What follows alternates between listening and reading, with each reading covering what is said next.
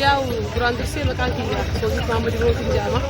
Bulchaa bulchiinsaa aanaa Fadisii barattoota kutaa 12 bara 2014 keessatti gaggeessuudhaaf haala qabatamaa nageenyaatiin boqonnaa qophii torbaan takkaa ol gaggeessaa kan ture ta'uu isaatii fi barattoota kana kaleessa irraa eegallee barataan tokkolleen sababa harcaatiitiin qorumsa kanarraa hafuu qabu kan ta'uun qoree garaagaraatiin marii gaggeessuudhaan haala qabatamaa nageenyaatiin konkolaataa 14 qopheessuudhaan barataa akkaataa amma gartan kanaan barattoonni keenya hamilee addaatti godhuudhaan barataan keenya sodaachuu kan turree fi onnee guutuudhaan akkanii fi qorumsa gubbaarra akka hirmaatu akka taa'u taasisuu keessatti barataa 274 keessaa 272 guyyaarraan tanaa gaggeessisnee akkasumatti yuunivarsiitii Haramaayyaatti galchuu keenya sirriitti kaasuu barbaadeeti. Barataan 2 barattuun takka qaleessa deessee sababa ulmaatii magaalaa Fincaanii irraa akka durraa haftee fi barataan tokko yoo ta'u biyya alaatti waan jiruuf jecha parsantii 100 barataan aanaa keenyaa geejjibamee akka deemaa akka jiruu fi qophaa'ummaan aanaa keenyaa uummanni aanaa keenya qabu keessattuu uummanni hawaasni aanaa Fadis barattoonni maatiin barattootaa cufti barataa isaanii kanaaf bassoo sukkara onnee guutuutti horuudhaan qorumsi kun yeroo jalqabaatiif guyyaa har'aan tana aanaa isaanii keessaa waan baateef jecha uummanni cufti cira dhaabbatee sirna gaggeessaa illee tolchee gaggeessaa akka jiru sirriitti kaasuu barbaade jechuudha. Kun keessattuu haalli baruu barsiisuudhaan barataan aanaa Kajaatis ta'e akka Itoophiyaattis yeroo jalqabaatiif duraan barataan cufti aanaa isaa keessatti qoramaa ture jechuudha. Har'a immoo garuu barataan kun itti haaraa waan ta'eef onnee qophaa'ummaa guutuu torbaan keessatti immoo irratti hojjechaa ture san keessatti ammaas barataan keenya sodaa malee akkanitti qormaata isaa parsantii 100 akkanitti galmaa'u yookaan immoo akkanitti hojjetu taasisuu keessatti iddoo jijjiirame malee qorumsisan waan ta'eef barataan ammaas immoo of qopheessee jira waan ta'eef hojii baruu barsiisuu keessatti hirmaatee ammaas immoo barataan keenya qabxii gaarii akka galmeessu amantaa guutuurraa qabna waan ta'eef barataan keenya sodaachuu hin qabu. Iddumaa jijjiirame qormaanni immoo sanuma wanni haaraan hin jiru akka aanaa Fadis keessatti qormaata fudhatatti amantaa guutuudhaan barataan keenya hojii keessa seenee akka qoramuu fi barataan keenya qaxxiroo akkuma duraan barreetti ammaas akka galmeessiru amantaa guutuurraa qabna. Du'aayis ni goonaaf waan ta'eef Fadis parsantii 100 akka dabruus amantaa guutuurraa qaba. Rabbiillee isaan gargaaru nulleen du'aayii goonaaf waan ta'eef uummanni aanaa keenya ammas immoo cira dhaabbatee illee sirriitti barataa kanaaf gaggeessa illee godhaa jira waan ta'eef rabbiin gargaaruu isaanii. Furtuu guddina bu'uura jijjiiramaa barnoota.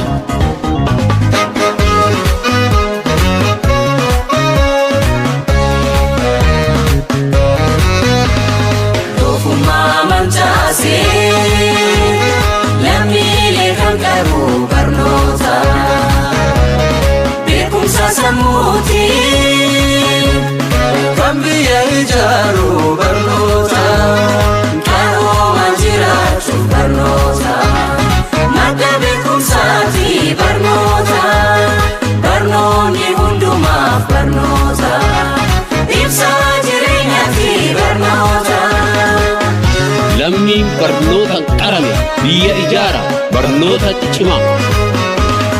Hidhannoon cimaa barnoota karoomse jaadaan moosisa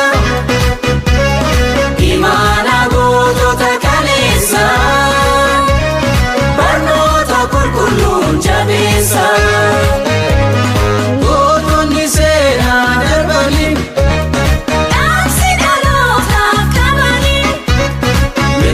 falmachuu lammiikoo cimaa barataa jedhanii kan Muhammadaaru barata barsiisa. Qorannoo kahiiku rakkina hawaasaa beekumsaan ijaare kan lammii jijjiiru.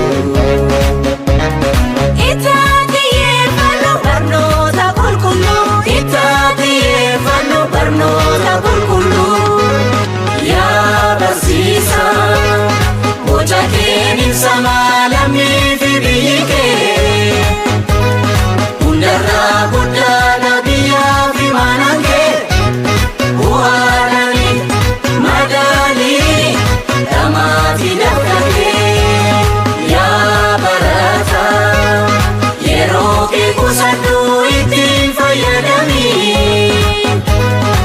Si of gaafadhu beekumsaan jibii baradhu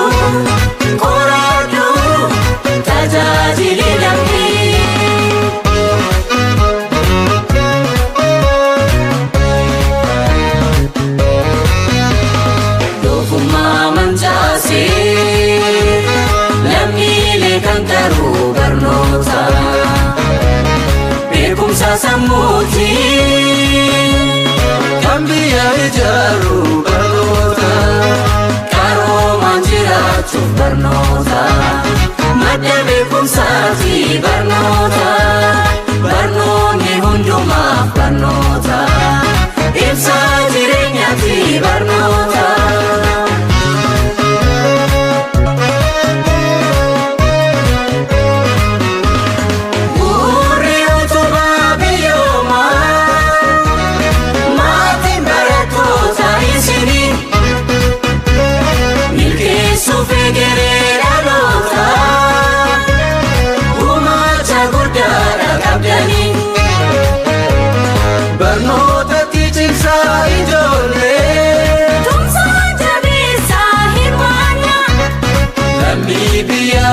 Addunyaa tolu barnoota qulqulluu ijaarra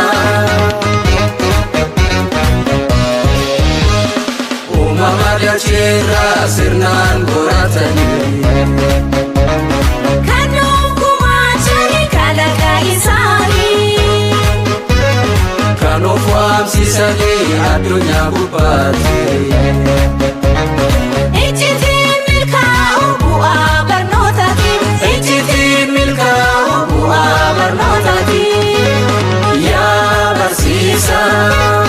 Beekumsa arjoomtee kan qartu sammuu bu'aan barataa dasiini kan ibsamu gumaachi kee yoomillee hin dagatamu yaa barataa abbaan biyyaa boruu dirqama qabdaa biyyaa fi addunyaa jijjiiruuf barataa.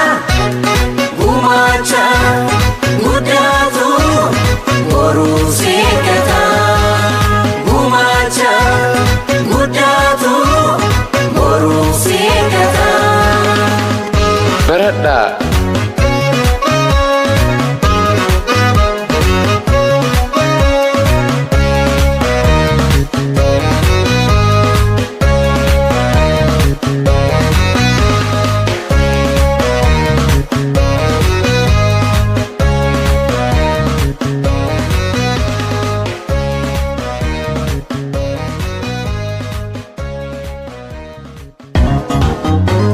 Furtuu guddinaa bu'uura jijjiiramaa barnoota.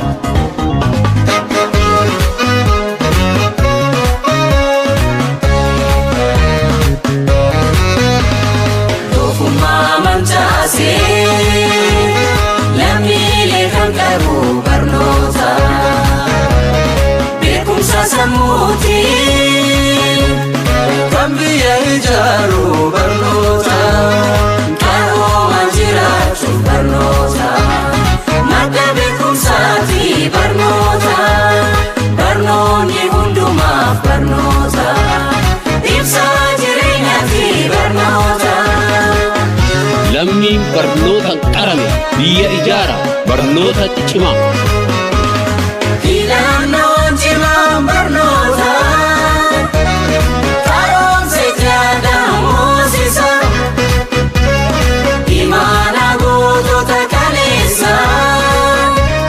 Barnoota qulqulluun jabeessa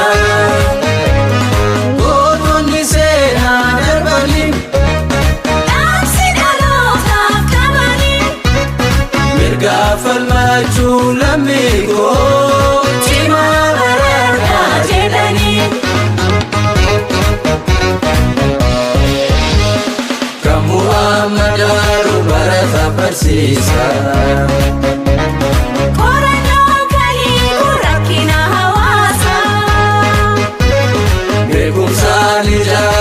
Lammi jijjiiru ittaatiyeeffannoo barnoota qulqulluu ittaatiyeeffannoo barnoota qulqulluu yaa barsiisaa boca keen ibsamaa lammii fi biyyi kee hundarraa guddaadha biyyaa fi maanaan kee bu'aadhanii madaalii dhamaati dafqatee.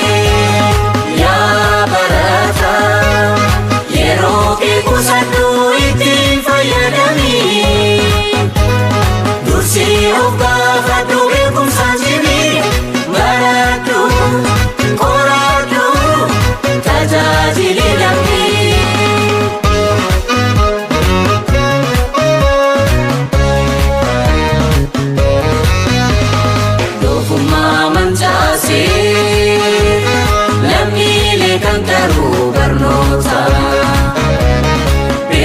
sammuuti kan biyya ijaaru barnoota qaroomaan jiraachuuf barnoota madda beekumsaati barnoota barnoonni hundumaaf barnoota ibsa jireenyaati barnoota.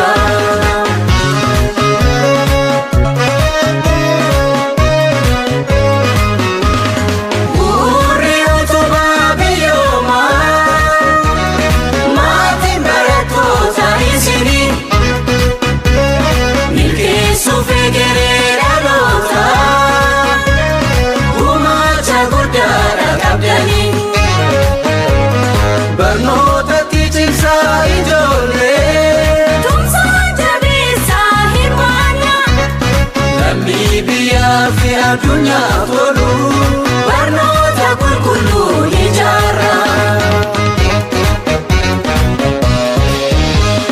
uumama dhalcheerraa sirnaan qoratanii kan gumaachanii kalaqa isaanii kan of waamsisanii addunyaa gubbaatti.